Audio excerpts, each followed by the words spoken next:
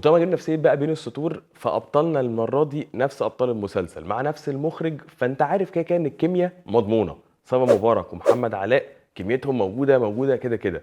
كانت أفضل بالنسبة لي شوية في بين السطور، مع إن المرة دي العلاقة كانت من بدايتها كده تشدك. بس في الآخر برضه إحنا خلينا متفقين إن بسبب كيميتهم الناس تقبلوا إن هو أصلا العلاقة دي مبنية على الخيانة، وبقت الموضوع عادي ومتسامحين معاه. بس ممكن علشان مش بس الكيميا، على قد ما عشان في شخصيات تانية عملت كل حاجة غلط ممكن تتعمل. وهل فعلا في شخصيات كده في الحقيقة؟ والله ده حاجة خلت الناس كده تتكلم، ان هل دي واقعية ولا دي افورة ولا دي فعلا ناس شفناهم في حياتنا.